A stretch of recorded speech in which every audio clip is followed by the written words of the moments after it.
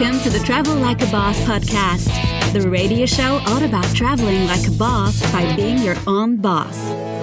Stay tuned for weekly interviews featuring guests that have built their own online businesses.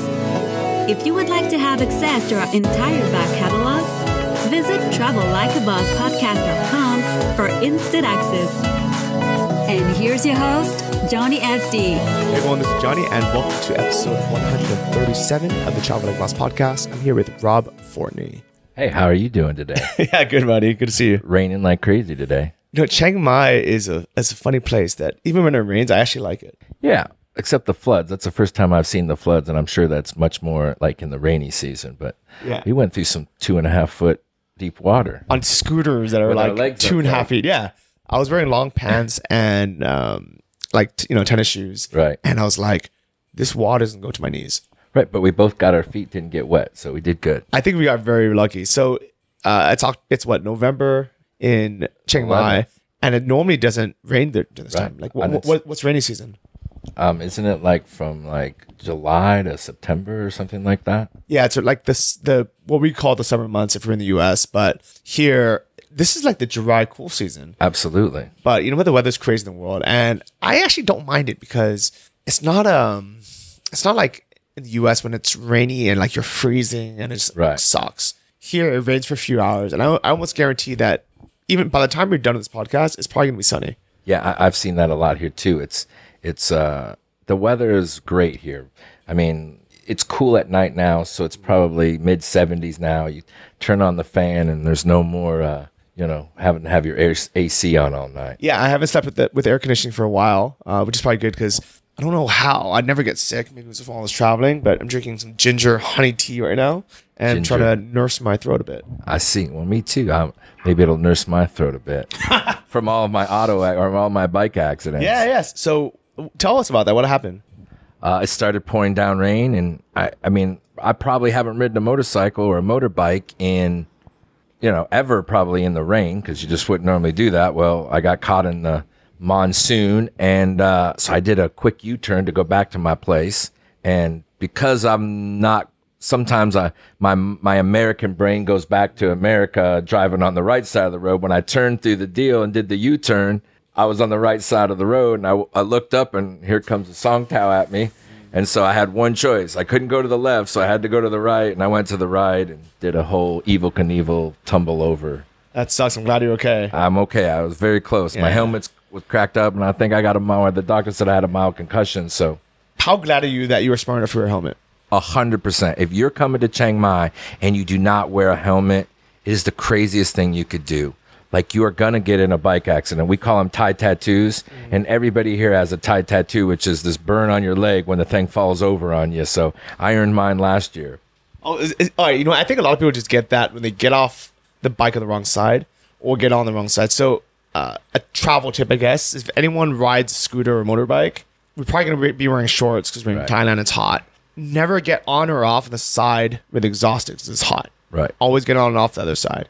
And it's kind of difficult to get it. You have to do something because the bike leans to the left because that's where the kickstand is. So if you're getting off the right side, you're going to have to struggle. So I imagine passengers might be more apt to do that. But yeah, it happens to a lot of passengers. Or I guess, I don't know, if you're just not paying attention, you just lean on it. That's how I got mine. I was in Koh Tao my first year. Hey, that's where I got mine. There you go. So my first one.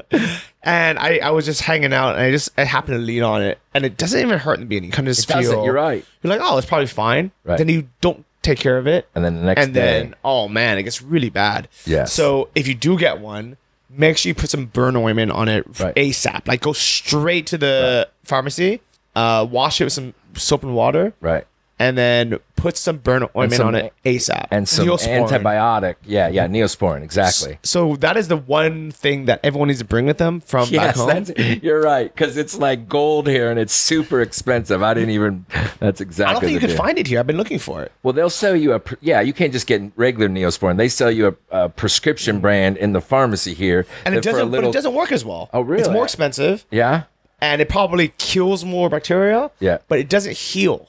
So Neosporin, I guess, they can be our sponsor today if you guys want. Yeah. It actually heals the wound faster. Right. which is surprising. And you got to keep that Band-Aid wrapped around it. Don't just let it open to the air, because what'll happen is it'll kind of keep that cut from getting scabbed over so quick, and if it doesn't, it'll heal quicker. Your skin will grow quicker. So I have two like theories on that, right? One is like let it breathe, and the other is to cover it up. I think the ideal would be some kind of balance where you don't want it to be, let it dry out a little bit. Yeah. But let's not talk about that. I think. What do you guys think? How do you guys, do this? Oh, we're talking about the podcast about how not to burn yourself in Chiang Mai. So, the reason why I had you on is because you are one of the more successful people with Amazon FBA that I've met. And what's really cool is that you're very vocal about it, and you help other people get started as well. Well, I'm so lucky to have been able to figure out how to get here. And so by being able to get here and change your life a whole lot, I just felt like people here needed ways to figure out how to stay here. And because, the way in which I work too is that I want to make sure that I have multiple streams of income. So it wasn't just FBA, and the ability to be able to share what I do with other people only gets me the opportunity to be able to, get more information for myself, because I think you shouldn't be single oriented in the amount of money or revenue that you have coming in, because that's not what something may happen. So you have to have multiple sources of income, even if you and I both have talked about it. YouTube makes me $20 a month sometime. I've got something on coal imports, and I literally get 43-cent checks. I'm like, it costs more money you just send that than it does to give it to me. But at the end of the month, you add that number up, and because you're here, if you make $100 on a product, you've paid half your rent. Yeah, that's true. So I am all about having multiple sources of income, and I like how you mentioned, like, you yourself gain and grow your own businesses when you teach other people how to do it.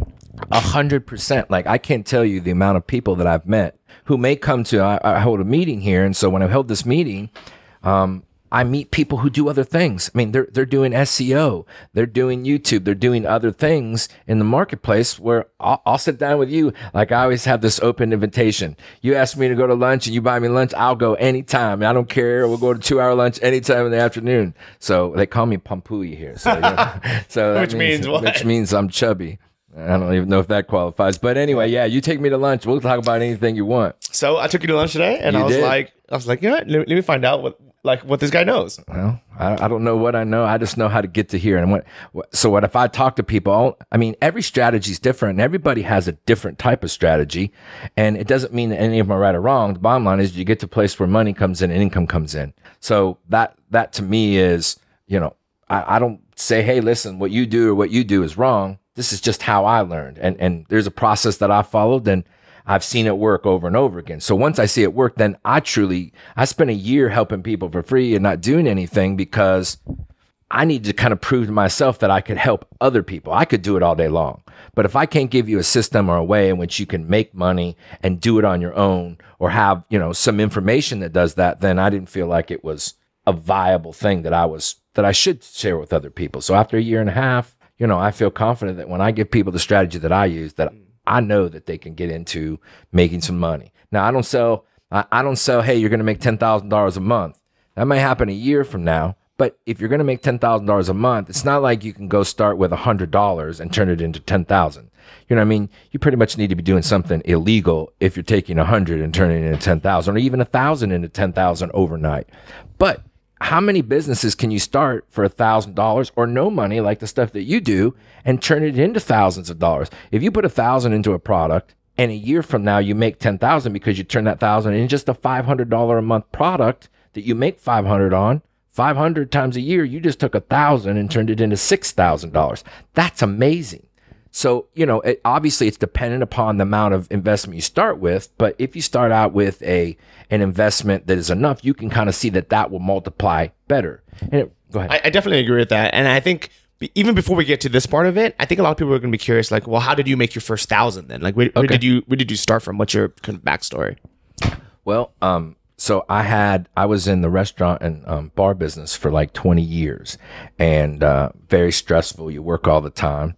There's some amazing, exciting things that go on with that, but at the end of the day, I was working 60, 70 hours a week, and I was working for other people. And literally, you kind of work your butt off, and you're the boss, and you do all that, but then people don't appreciate what you're going through. They just want their paycheck. They can do whatever. And I appreciate all the great employees I had in my life, but at the end of the day, I didn't want employees. So after, I mean, it was 25 years of doing that. I said, I don't want to do this anymore. So I pretty much started planning my escape. And I would sit in my office in the back of the bar a year before we closed. And how can I make money online? And then eventually I run into live in Chiang Mai for $200 a month. That was my video? That was your video. That's crazy. It's like there's so many people that come here, so that was really my journey into Chiang Mai. I'm watching it and there you are and you're like $200. And then I went and saw the $400 one or whatever the next one was. And then I'm like, well, I can do that. And so, and literally the greatest thing in the world, I talked to you before, I live in a $240 a month, brand new 46-meter apartment, I mean, modern. I think that's awesome. And your income has grown a lot since oh, yeah. I was able to, because it doesn't cost a tremendous amount to be here, you're able to save money all of the time. Like you can't, if you spend $2,000 a month here, you live like you're a rock star. You just can, because you don't have to worry about what you eat, what you do. When I first got here, I was trying to figure out how long I could stay here. So I ate a lot of 50-cent meal or dollar meals, $1.50 meals, because that's typically what a local restaurant will charge. So yeah, so I've been able to grow my business just really by being able to be away from the noise that goes on in regular life in America. I mean, there's just this distraction all the time. So I woke up one day and I kept looking, and then I had to figure out how to make money online. So I did every silly thing you could do. I mean, I tried to sell t-shirts and I tried to build affiliate sites and, and so ultimately what happened was I was learning the process of doing affiliate marketing on Amazon. And I knew that it was going to take me too long to be able to build that audience quick enough. I didn't know how to do Google AdWords. I wasn't familiar with that enough. So I was trying to find something that I could do. And my thought process at that time was that, hey, I knew all about the restaurant and, bar business, but like I didn't know anything about any other business. So I thought that my skills wouldn't apply. And one of the things I found out was the best part of doing this is that all my business skills applied to the business that I do now. The funny thing about life is everything that we've ever done in the past that we think was a waste of time, it applies. 100%. I couldn't agree with that more. You're right. And so the things that I did for promotional things for, to get people to come and eat my magic hamburger or whatever it might have been, they applied. And so I was in the back and I was looking for products on Amazon. I had found some products that I was selling. I was in my affiliate stuff. The only thing that I was ever selling in any success, and it wasn't tremendous success, but the first things I sold were cell phone covers. And so, but I was always trying to be imaginative. So I started doing Batman versus Wonder Woman and started doing these promotions and doing some Facebook marketing. And I remember I think I only sold one, Johnny. I think I sold one of them, but it was the greatest thing that I'd ever done because I sold one. And that meant you could actually, I just needed to get better on how to do that. Well, when I started selling affiliates, I started seeing these. Well, let's talk about that. I think a lot of people don't realize, especially if you've never actually sold anything online, you never made that first $1 or $100 or whatever it is. It's a magical feeling. One of the coolest things that I've ever experienced in my life, like you go, oh my gosh. I mean, like I did a touchdown dance in my, in my office in the back because I was like, I did this. And so that's one of the number one things I would tell anybody who's ever going to try to do any of this is start today. Where are you at? You have enough skills to start. What do you got to do? Go out and do research and learn about it. And I would tell you that what will make you go the furthest is to some point find people who are doing it and copy what they're doing. Yeah. I really do think that like the path has been kind of paved for everyone. I think if you want to get started in something, just follow a path that it works. And then once you are successful with it, then that's the time to kind of think outside the box and think, okay, how can I do this differently or make it better? Right. But I think when people try to do things differently or better before they even have the foundation, it's almost a recipe for disaster. Absolutely. Because you don't know, if you've not done that business, you don't know what they're doing. And so when I was using a piece of software called AmaSuite at the time to be able to find affiliates, and I was doing that. And as I was doing it, I started looking to FBA because people who were doing affiliate were doing FBA. And so anyway, I was selling, the only thing that I was even successful at was selling barbecue grill lights. And, and I was selling this a little bit. I wasn't selling a lot, but it wasn't my product. I was affiliate selling. So, but the only ways I was seeing any money was through these barbecue grill lights. Well, then one day I had this amazing idea. I was going to do FBA. So I went out and I bought 100 lighted hats, like a baseball cap with you press a button and it's a light. And so I went out and put them on for sale. And then when I sold the first one of that, I did the touchdown again. Now, I didn't sell a lot of those. I think I ended up getting them all back and giving 50 of them away to my friends and family. But the idea was that you could go out to your barbecue at night and you could turn the light on and you'd be able to do everything with a light, like kind of one of those lights, you use to go mining with, but it was on my baseball cap. So that's how I started an FBA. And since that point, I've launched probably about a dozen, maybe 10 products, and 3 or 4 of them were horrible. I was failure. But one of the things I've learned about FBA is it's not typical for you to lose everything, because what happens is you actually have a physical product. That physical product has value to something, and so people might liquidate you. But the thing I found on Amazon is if you'll lower the price low enough, there are people on Amazon, I don't care what you're selling, they will buy the lowest price item. So I've been able to help other people liquidate their products, even products that are like super competitive, like the famous ones, the barbecue gloves. Well, I figured out how to do it. Literally put the word clearance on it, sell it for the lowest price, and then lo and behold, 90 days later, you've run out of your inventory. Yeah, so I think a lot of people do have that worry that when they get into Amazon FBA, they have to spend a few $1,000s in inventory up front. They physically have the item. So kind of like if you fail with your dropshipping store, and you don't sell anything, it doesn't matter because you never actually had the inventory up front. So the risks there are mainly just, setting up your site, which is pretty much a domain and a website, maybe a logo. So, a couple $100, right? With Amazon FBA, I think a lot of people are worried because they're like, okay, well, if I spend, 3, 4, 5,000 in inventory and then nobody buys it, I'm stuck with this inventory. And not only do I have $5,000, in products that nobody wants to buy, but then I also have to pay like these monthly fees of storing it. But I think that's a really good point that you brought up, that, even if you just want to get your money back, you can just almost kind of like 99-cent store clearance it, liquidate it. Yeah. I had one of my partners now, actually, how he got to me was he had went through the $6,000 course that was being sold. ASM was being sold several years ago, and they actually quit. But so he had paid his $5,000 to be a part of this course. He followed their stuff, and their plan was go find the most popular product, go buy it and throw it up. Now that may have worked 5 years ago. The problem is now the market is just in those type of products, and the ability to be able to compete with them is different. But he had 400 measuring spoons. And so at this point, so he's a year in, he's not got any of his money out. Literally, we lowered the price, did the same things, changed some keywords, and in 90 days, he's out. And he got all his money back to be able to go find something else. Now, I also don't suggest that if you've got $5,000 for you to go throw $5,000 at something either.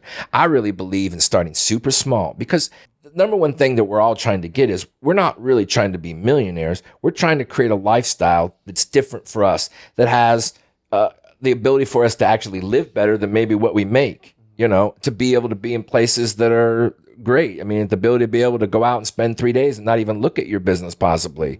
So that risk is there. But the other thing is that's actually a value. It actually, so when you sell an Amazon business, you sell, future profits, but you also sell your inventory at what you got on it. They buy all your inventory. So at the end of the day, yes, can you get stuck, but you're not going to lose everything.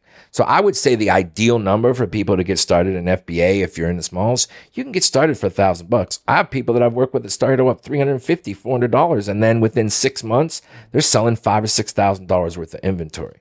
But do you think that if someone has a little bit more leeway, so let's say they have, $5,000 or $10,000, right, do you think they have a better chance of getting into either a better product or being able to succeed more if they in whatever product they get into? Well, I still don't suggest that people go in all in. I really try to do what I call test product tests. So I want to be able to, so if you had 5,000, I'd say, look, let's do 3 products or 2 products at 2,000 and do maybe 1,000 at 2,000 and whatever, because it's really the same process. I'm one of the people that suggests if you're going to pick a product on Amazon, that you don't pick a product that has more than 150 competitors in it. What happens is people look at these products and they're like, oh, this thing's amazing. There's, people are selling them all over the place. But the fact that you could probably even rank that product, so I have some friends here who are super successful sellers here, and they only have 1 or 2 products. I have a friend here who's on the front page of Maca Powder, which is a super successful product, but there's 500, 600 people selling it. He's on the front page. But to get to the front page, he's spending $8,000 every 2 weeks in pay-per-click money. Now, he makes $100, $200 a day doing it, but he's spending 6. So he's marketing. And if I told you any business that you're ever going to do, whether it's drop shipping or it's FBA or it's SEO, you better be able to market yourself, and you better always plan that if you got 10, you better spend 3 on marketing. Like if you forget the marketing end of any business, you are going to lose most of the time. Yeah, that actually makes sense. I think a lot of people like Amazon because they think, once they can get to that first page, that they never have to market again. They never have to spend any money on ads. But that's not true, right? It's absolutely not true. Because what's happening is everybody else so let's assume somebody's doing $30,000 a month or $50,000 a month in their product. Well, to stay on that front page, they're having to do giveaways. They're having to do things to constantly keep that up because there may not be enough natural sales that they only could do 20 without doing the 40 extra day that they would do with Amazon pay-per-click. Now, one of the things about, and people may not know that Amazon allows you to do this, but Amazon basically will allow you to be on the front page from day one. That's the real magic of it is you don't have to rank up there. You can buy that space. And just like Amazon, just like Google, it's an AdWords. It works in the same process. It's a little more rudimentary, which is really real good because if you use certain techniques, you can raise your rank quicker. But the reality is day one, when you launch your product, you can be on page 1. Now, if you pick the right product, the difference is if you pick the right product, hopefully your bid on clicks is low enough that you can turn that profit like my buddy does. Okay. Yeah, that actually makes absolute sense. And from my point of view, I actually like spending money on ads because those are all reward miles that I get on my credit card. Like lets me fly business class when I come to Thailand. Right. I wish they do that on Amazon. Well, I guess if you're putting it on your card, I didn't even think about that. But Amazon pulls it out of your account directly. So your sales come in, they just pull it out to your payout every 2 weeks. So even with Amazon ads, you can't put the Amazon ads on a card? You know what? I've never even tried that. I need to look. I need to look at that today. Actually, I need to look at that today. I didn't even put that through the process there. I think that'd be fun. See, yeah. Guess what? That's why you go sit down with people because you learn things. Only 6-8 months ago, less than 6 months ago, I learned that you could sell your Amazon business. Now I had sold a couple of them, but I sold them for cheap. I'd be in them for 3-4 months. Hey, give me $5,000. You can take my product over. I thought that was a good deal. They're paying 20 to 25 times your monthly sales on Amazon for your business right now. I think this is one of the reasons why I like talking to people that do all sorts of businesses. And this is why I like Chiang Mai so much and I like going to lunch with people is because if someone is successful in their business model, regardless if it's Amazon, dropshipping, Kindle publishing, right? Really anything in the world, you can learn something from them. I went out to lunch with these 2 girls who are doing a startup. So really nothing to do with, what I'm doing. And they just insisted on taking me on lunch. And I was like, sure, if you want. And they were asking me about like marketing and, trying to basically hone in on what they want to do. And I realized I was like, even though I don't know anything about startups, I was like, I know what customers want. I know what people use. And then I was actually able to give them some good advice. Right. I meet with people all the time who aren't in the Amazon business. And literally the biggest hurdle that I think most people have in any business is starting. They're just afraid to start. They're just afraid to open that door and do it.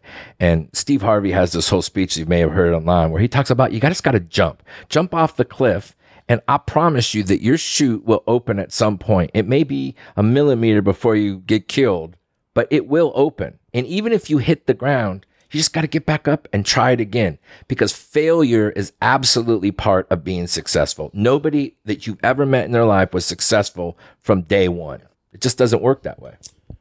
I think what I like about the business shoot is that we're not actually going to die if we fall. Right. Yeah. And it's almost one of those things where, you are taking a risk and it's scary. You are jumping.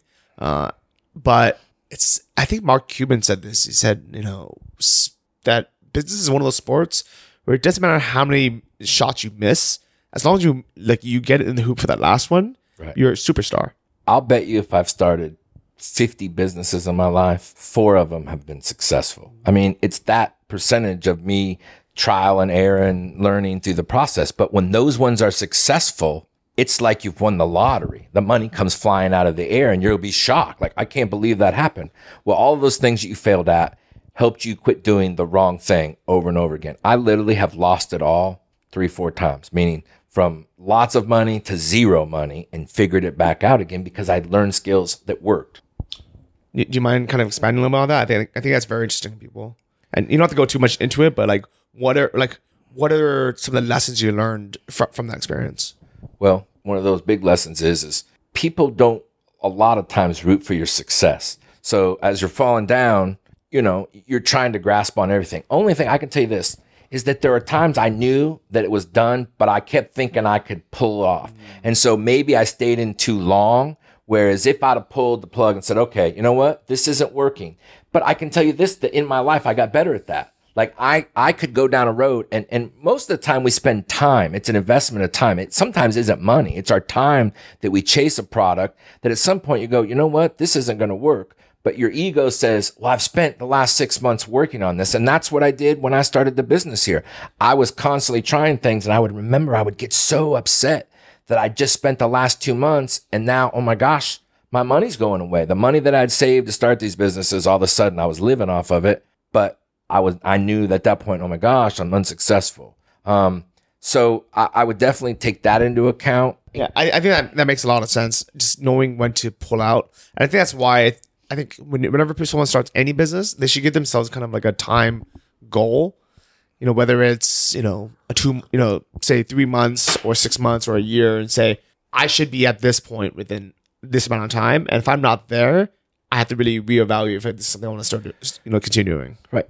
And the other thing is I knew that if you had enough of it to go back in the fire, you just got to go, okay, I've hit the ground. How can I reevaluate? And the thing there is I don't care what you do at that point, but start to do something. Like, I don't care if it's the opposite direction. Sometimes you may have to go get a job, but always keep in mind what that thing is so that you can get back to where you're going. And it's so much easier to get started the second time than it's the first time, because you did fall. You fell on the ground, you're whatever, and you thought you were going to die, and you don't die. And you just said that, like, you don't die. You hit the ground and you're not dead, and you just stand back up and you go, okay, you brush it off. It's just money. At the end of the day, what did you lose? If you don't lose your health, you don't lose your deal, other things, then it's really a valuable lesson that you can take. Yeah, definitely. I mean, you might lose. Yeah, you might lose some time, but I don't even think it's losing time. I think it's gaining experience. If you get your ego out of the way, so when you go into anything, that in your life you are absolutely gonna fail. But success is made from repetitive action. You find things that are successful and you repeat them over and over again. Michael Jordan became a great basketball player because he'd shoot 15,000 shots a day. He just kept showing up. And if you keep showing up and you keep learning even little amounts, the problem is I think people break down what they have to learn over a long period of time. Like they have to learn it all at one time. No, you start small. And that's why I talk about what I call the magic 3. And the magic 3 are, you need to absolutely be doing the next 3 steps. Because if you're doing step 8, so in Amazon per se, if you're worried about how you're going to ship a product from China and you don't have a product, there's 100% sure that you're never going to get to the point where you do, because you're not doing the first thing, which is find a product. So that's one of the things that I learned over my deals. So when I would fail, I knew that I just had to start again and go through step 1. And when I got step 1 completed, I would then go through step 2. So I always try in any given day that I would wake up, I knew if I got these 3 things done, and if I got them done in an hour, I might try to do something else, but I would walk away and then set my goals for the next day.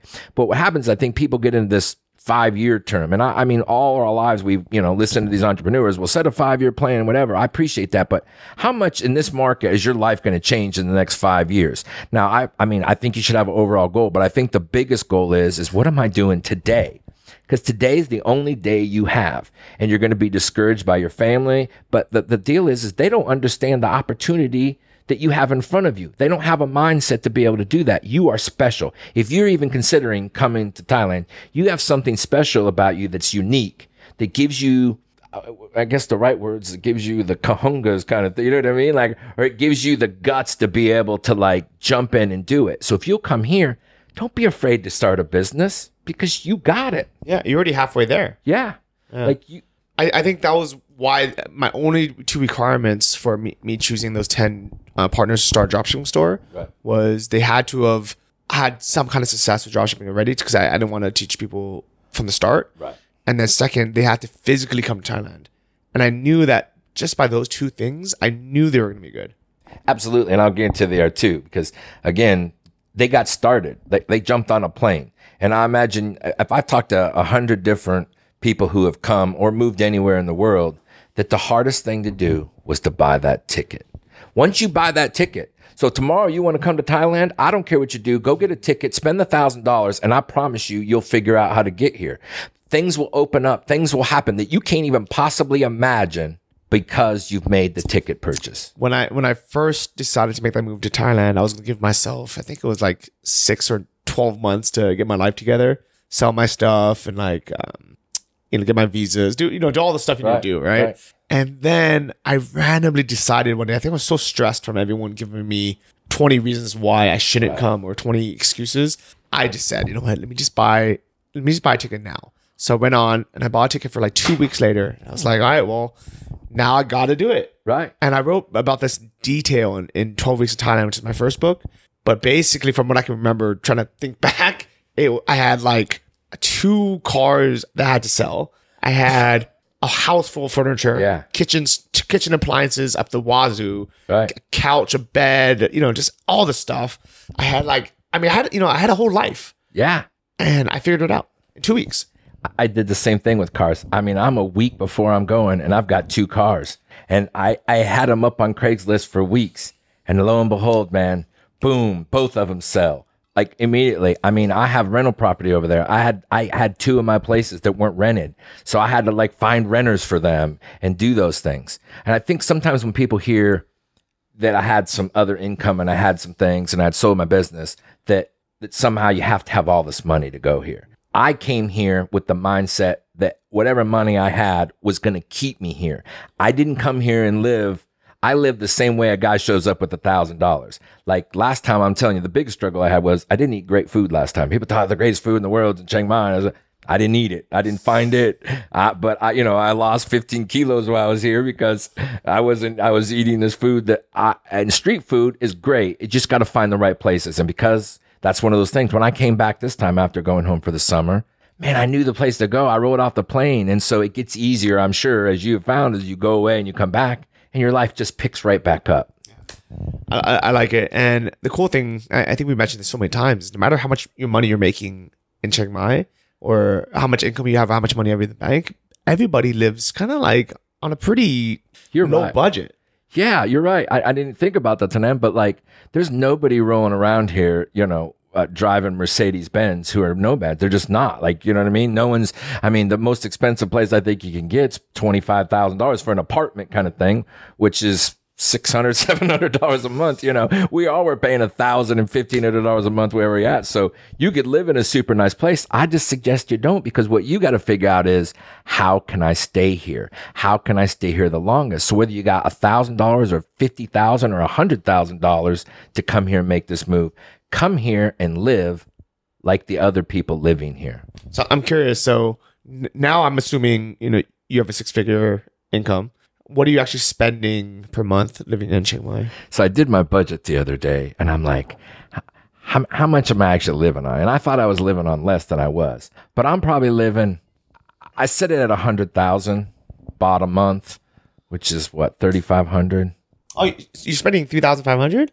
Well, I mean, it's 100,000 is my top end if I wanted to. Now, the reality is, I meant to say that opposite. I was living for about half of what I thought I would spend. So I'm probably you had budgeted 3,000, right? I had budgeted $3,000 because it was costing me $4,000 or $5,000 to live in America, depending on what I was doing, and I'd always spent that money in the business. So realistically, I lived for 50,000, but I live well. Like I don't eat 35 baht meals now. So tell me about your expenses. Like, what are you spending on your accommodation, your bills, like food? Like, it's ridiculous. Okay, go. So I spend $240 on my apartment. I made a deal with my apartment guy for my motorbike this time, but typically you're going to spend $2,500 to $3,000, which is $70 to $100 a month on your motorbike. I figure another... Or you can just buy it and then sell it for the same amount 5 months later. To me, a lot of times, yeah, people do that. And my deal is, you know what? I don't like to own stuff anymore. I'd rather rent it and know what my cost is and not have to worry about it breaking down, not having to worry to sell it if I was leaving or whatever. So just plan on $75. You can really search. You can find a bike for $75 a month. You're going to spend another $25 or $30 a month in gas. I have 16 gigabytes of data on my cell phone. It's like $35. It's almost ridiculous. And that's 4G. Yeah, that's 4G at 16 gigs. Like, you have to you can't get that back right, home. yeah, you cannot get it. So your phone's that. I'll tell you what, I told you that my electricity bill was high last month. Like, I was actually shocked because my electricity bill was like $150 last month. Which is way more than mine. I think mine is like $30. Right. Yeah. Yeah. And it should be that. Like, first of all, my great cheap rent deal probably is adjusted by that. Now, I do know people in the place that are $30 a month. I think it's the location of my place. So there's a good tip. Wherever you're at in the building, make sure that you're not on the side where the hot sun's at all day. So really think about what side of a building you're on, because it will affect the amount of money that you're spending. That definitely makes sense. But I also do like lots of natural lighting.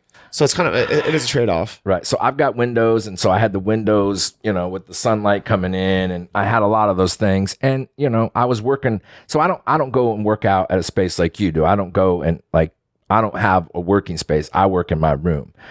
So I have a big enough place that I have a table, and I'm able to put my little YouTube studio in there. So I'm able to work out of my room as if it's an office. So that helps out. So that really offsets, the money that I'd spent. But, I'm in there and I'm sitting there at 22 degrees, all day, or, 22 Celsius, so 70 degrees like you would at home. So a little different. So what else do I have? I can pay all my bills for $600 a month. I can live without any extras. Now I'm traveling and I'm doing stuff and I take people out to eat, and I'm not, because of that, I'm not a spendthrifty. So reality, I think you can really live here for $1,200 a month if you're not doing, but I'm flying, I'm traveling, and I'm doing stuff. So that's my budget, That makes sense. Yeah. I think because when at first you said you were spending, $3,000, or even when you said half of that, I was like, what are you actually spending that on? Because it's right. It's more traveling, doing stuff, and just doing what I want.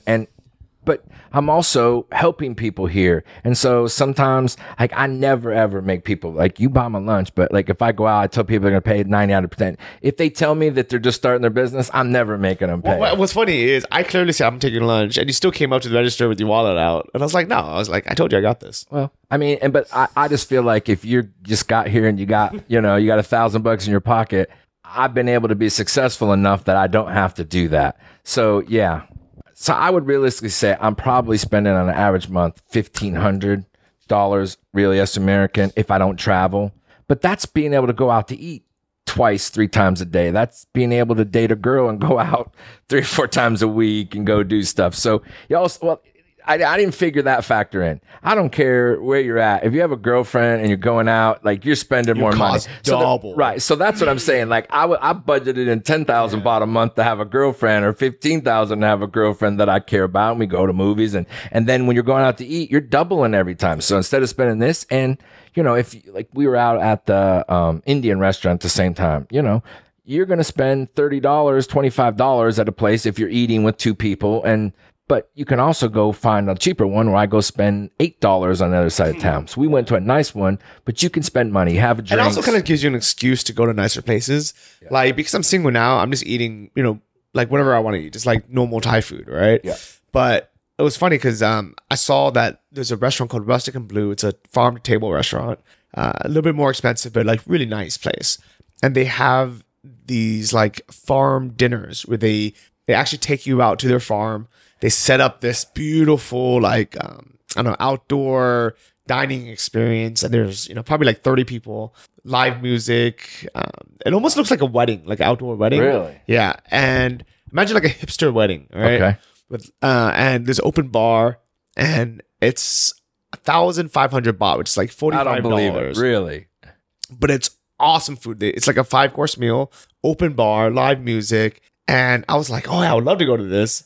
But then I was like, I'm just going to skip it because, as a single guy, I'm like, what am I going to do there? But when I have a girlfriend, I'm like, yeah, I want to do that. Or on the weekend, I want to go stay at a really nice hotel up in Pai or something. Right.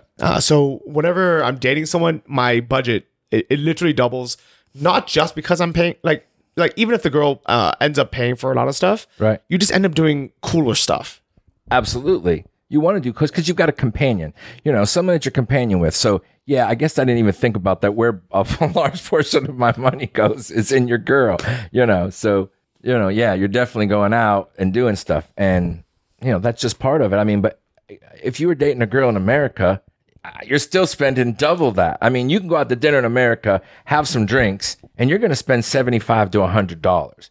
you can probably have I can tell you this. I've been out with a girl, started out 5 o'clock with happy hour, had drinks, and go out dancing, drink, do all that stuff. And I've spent $45, $50 for a whole night, so. Yeah, I mean, the value in Thailand is so much better in every aspect. And arguably it's more fun here too.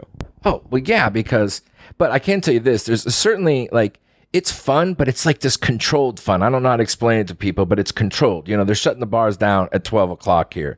Actually, which I like. Right. I tell people is that if I was an owner, I know this in the nightclub business, every bad thing that ever happened in a nightclub happens after 12 o'clock. So, like your mama said, none good happens after midnight. Right. So, yeah, I think I'm living different this year than I did last year. So I set a budget when I come back and said, and then I got here, and instead of going and getting the $25,000 a month apartment, 25,000 baht, by the way. Yes, yeah, I'm sorry. Yeah, there's no 25,000. You can live in the palace if you had that kind of money. But we get used to talking here. But 25,000 baht a month, I was going and looking at that, and then why do I need that? And so we talked about that a little bit ago, which is live the lifestyle that's lived here. And so I went back to my original deal. So, I'm still probably not living as light as I should, or I did last year. I mean, last year, I know I lived for $1,000 a month, $1,200 in American money. But I think the nice thing about that is we have the option. Right.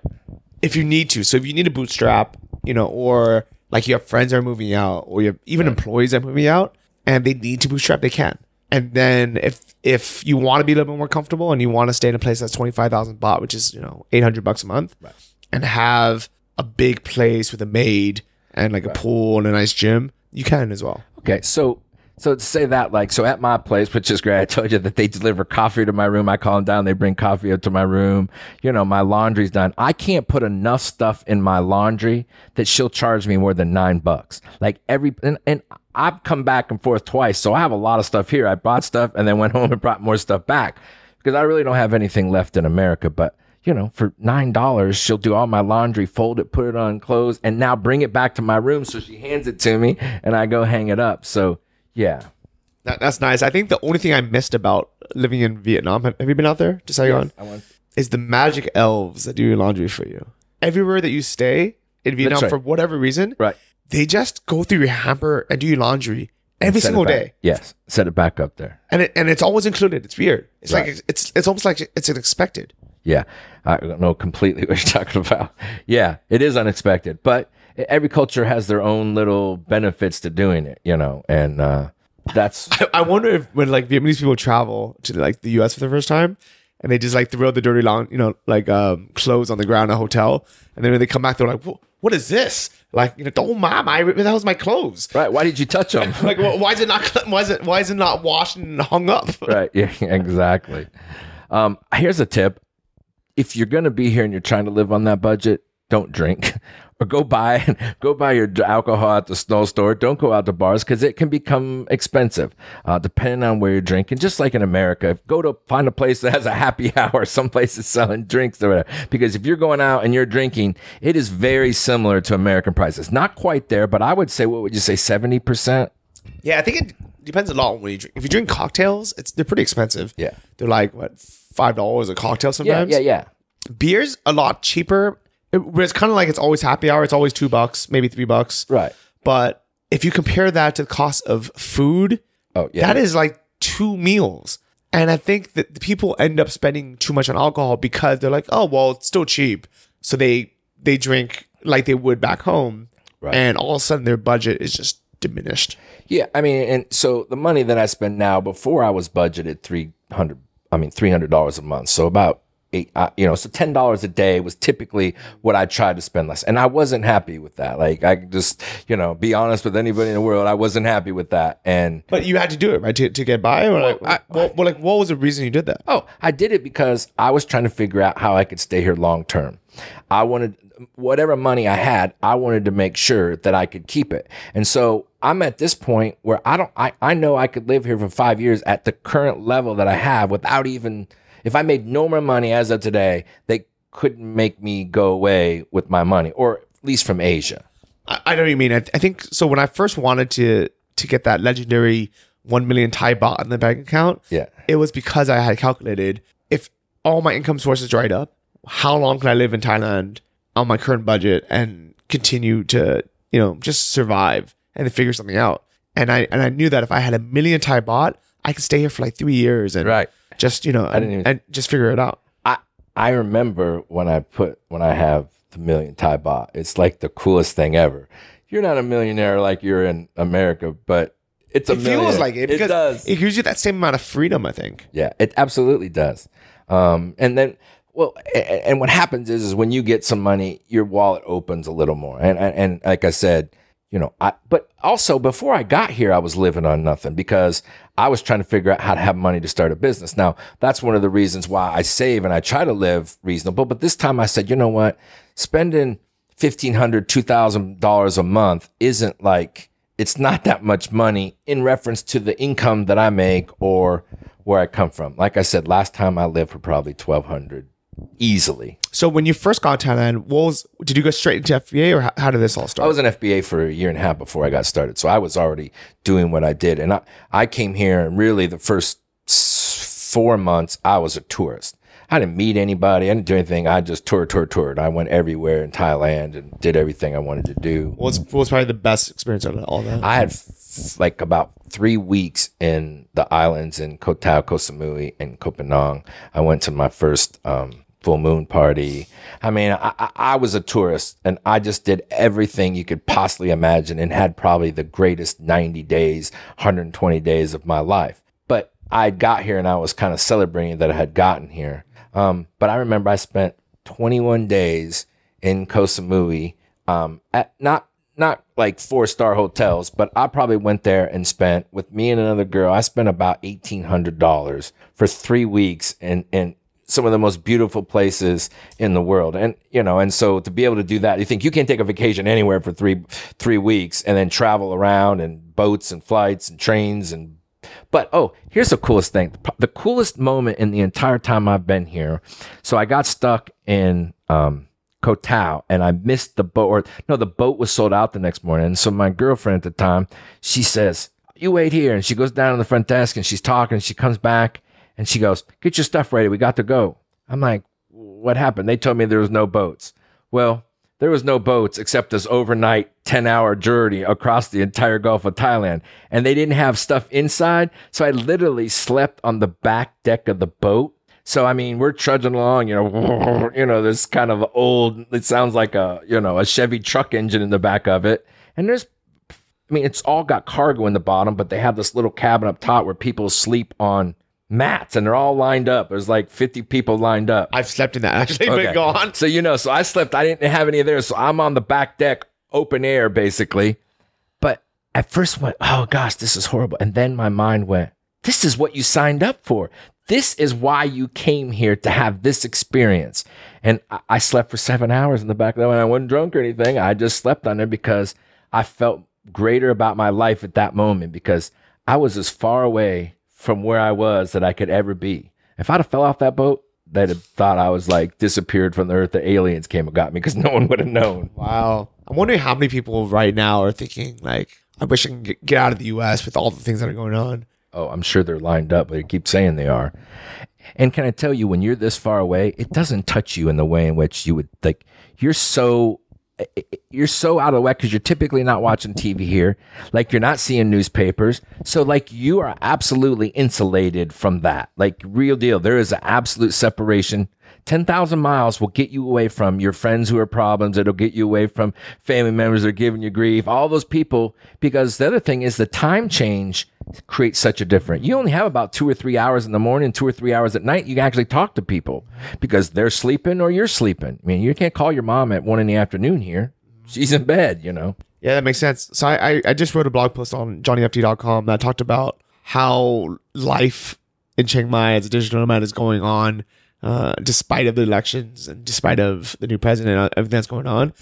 And basically the post is of me fishing and saying like, life here is literally just going on. Like on election day, as I was out fishing, I wasn't on my phone. I didn't even really knew, I didn't even know what was going on until the next day I was at the co-working space and I'm working on my business, doing my own thing. And then someone's like, oh, I think Trump won. I was like, oh, Okay, cool. And that was it. Like, no riots here. Nobody's freaking out. At dinner, we have like some pretty logical conversations with people from all around the world. And it's funny that non-Americans here actually follow the elections way more than we do. You are right. That's kind of a funny thing that I noticed too. Like, I mean, they're talking about it and I don't care. And it's not that I don't care. I'm just so far insulated from it that, I mean, it didn't matter to me because you know what? I'm not there and I'm doing things. And that's sort of the difference between Thai people and American people. Like, they were having problems a couple years ago and these people just went on, oh, let's just go. And they just move forward. Something bad happens.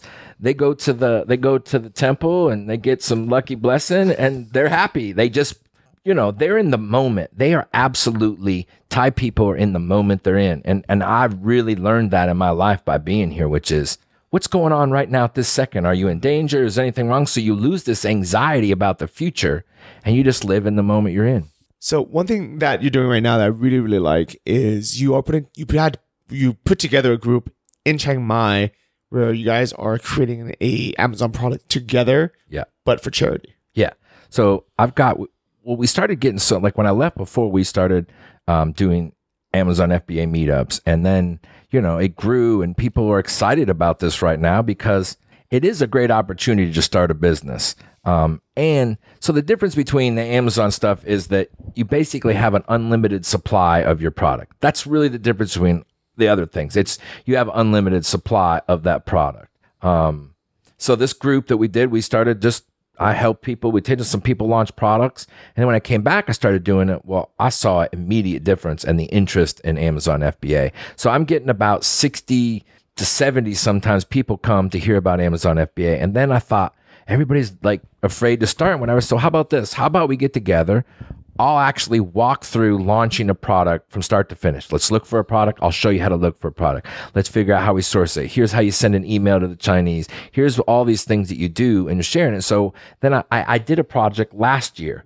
Super successful, actually. We had 10 people. They all put in $250. But the problem was people are motivated by money. And you can't get 10 people to make a money decision ever. And so anyway, so I was thinking, people are like, well, hey, could we do a group project like you did before? And I'm like, I don't know that I really want to do that. So what I said is how about this? We'll take the money aspect out of it. So there's a school up in Kinjiwam, and it's village kids who come down to friends of mine. I guess the right word, they just basically stay at his place, and then they go to school in the local school. So they stay there until school's not out, and then they go back to the village. Well, I went last year and I spent Christmas with them, and I was just like, how about this? How about we do this project? Everybody put in $100. And so there's about 38 people right now that are going to do it. So, it's amazing. And we're putting it online and we're doing those things. So even if you're interested from seeing this stuff apart, the Chiang Mai Amazon sellers, we'd probably let you come in there. And if you don't put money in, I'm not excluding people. If you want to learn, man, we'll help you learn. But so at the end of the day, hopefully we can sell a product that then will benefit the kids there. I think that's cool. I think, what I noticed is there's a lot of things like this in Chiang Mai for like the local nomad community that we would never be able to do just online for everyone. And I think one of the reasons why people do it is because it feels like everyone here is kind of like a family. Absolutely. Yeah. I am part of a family, and I know that this will be a place, no matter where I go ever in my life, that I will always want to return. And I think one of the things that made me want to do this is that we all have this sense of obligation to Thailand because we respect this place. You see sometimes we see some kids coming here from other countries and you can tell they're just here for the week and they don't dress appropriately and they don't do things. But literally, I have such tremendous respect for the people that I feel like I got to do something. I got to be respectful of what they do. So that's kind of how we've ended up there. I like it. I mean, so I think for me, the reason why for example, every Friday I host a Nomad Coffee Club, and it's always been free. People have said, why don't you charge for it? Because people will pay for it, But I've been like, what? I want it to be free because it's a way where I want to help people who are just arriving in Chiang Mai be able to meet other nomads that they can become friends with, they can network with, and they can learn something. I don't believe in working for free. I'm not going to, dedicate 80 hours of my life to helping other people that could either just pay for it or could, or probably wouldn't appreciate it. I think that's the biggest part of it. It's not about the money. It's, I know when people don't pay for something, they don't appreciate it. And I think that's why, like online, you just try to do everything for people, like a lot of times people just gather information. They're just like, oh, let me just gather some more, and we gather some more. They don't take the action. So that's why I do like, things like paid courses or like paid coaching when they're spending money and they're like, okay, well, I've spent now this money. I should fucking do something about it. No, that's the whole deal. Like, listen, I don't care what you're doing. You need to find people, as we talked about, who are doing this. And if you can find mentors, now, if you're going to look at a course, you're going to look at anything, spend the time and do the investigation in there and make sure that it matches your needs. Make sure that it's going to give you what you want. But you should constantly be looking at stuff. If you can find something that's $7 online or a $2 thing on ClickBank, get it and read it. You're going to learn something. And if it's a small amount of money, get knowledge, learn how to be that person that's here. Watch videos. I mean, there's probably 200 people doing videos now from Chiang Mai. Everyone's got a travel blog. Go read the information. Go read what Johnny has to say. I think that's what will help you be successful in getting here. Yeah, I definitely think in the beginning, it's good to have some information. I think, so like my goal, at least with the Nomad Coffee Club, isn't necessarily to teach someone like something A to Z. It's more like, this is how you're going to get started. This is how you're going to meet the right people that you can learn from. And then I feel like I've done my part. Like, I think that's what I'm good at, is kind of just introducing people to the right, people to be friends with or network with or learn from, and then give them a path. Yeah, I agree. One of the great things I did before I got here, I knew a dozen people. I had talked to 5 or 6 people and Skype with them before I arrived here. So when I got here, I had some safety net of not like, oh my gosh. So you can make contacts here. I don't know anybody who you'd see on any of these groups. If you reached out to them and asked them for some kind of help or did something, I would say 9 out of 10 people would jump over their neck to help you or give you advice or do anything. So don't be afraid to reach out to people who are here. They'll help you. There's a bunch of likelihood, or post in these groups. Especially when people are new themselves and they're paying it forward still. I do think that people that have been here for a while and like they've answered the same question 50 times, they're like, okay, now it's time for those people to pass it forward. But what's nice about Chiang Mai, there's always new people and there's always people who are willing to, they're so excited to help. They're like, yeah, I'll take you apartment hunting. All right, Rob. So I'm running out of space on my hard drive, so we got to wrap this up. If people want to know more about all your programs, how to get in touch with you, how can they find you? 123amazon.net. And the great part about that is there's so much tons of free information. I've got a course on how to find a product that's free. I've got a ton of webinars that have, I got a brand new video that we put out a month ago called Start Your Amazon Business with $250 in 2 weeks. And it literally shows you exactly how to do it. We use a company in America that will actually fulfill your product and everything right there. So you literally can start and get your feet wet. I'm not saying this is a long-term business plan, but what it does is it gets your feet, it tells you to jump, and you can jump with $250. I do like that. All right. I think that's cool. Like, I think there's so many different ways to get started with that, with FBA or different strategies. I think a lot of people think like, okay, you got to go in, you have to have enough inventory so you never run out. You have to build a big brand from the beginning. But I also like your style where you're like, you know what, just get in and start making those sales. Well, listen, $100 a month in Chiang Mai is a game changer for you. 200 really changes. If you can figure out how to make $500 here, you can't probably live here very, very close on 500, but for sure $750 a month. And so if you bring a 3,000 and you make 250, that moves you further down the road. So maybe you teach or do some other things, but your idea is to figure out how you make enough money to stay here. So that's why the 250 in 2 weeks. And that video, by the way, shows you from front to back exactly how to do it step by step. And it's a free video. And I've got something called the Super Product Selector. There's about 60 different things that great products have in common. And you can go down there and you can score products. One of the things people get is they get all this information. They don't know how to put it together. This little form on there. So it's Super Product Selector. We've got a bunch of free stuff on there. Okay. We'll make sure we have a link to it in the show notes. This is episode 137. Travel Like a Boss podcast. Rob, thank you so much for being on. Thank you for having me. Appreciate it. And everyone listening, thank you guys so much for taking the time to leave reviews of the podcast on iTunes. It helps so much to get this right, to get this in people's earbuds. So hopefully I'll see some of you guys out in Chiang Mai. All right. Thanks, man. See ya. Thank you for listening to the Travel Like a Boss podcast. If you want to hear more, including the bonus, How to Choose the Perfect Niche episode, join our mailing list at travellikeabosspodcast.com. See you next week. And remember, if you want to travel like a boss, you need to be your own boss. So start your online business today and start living the lifestyle you've always dreamed of.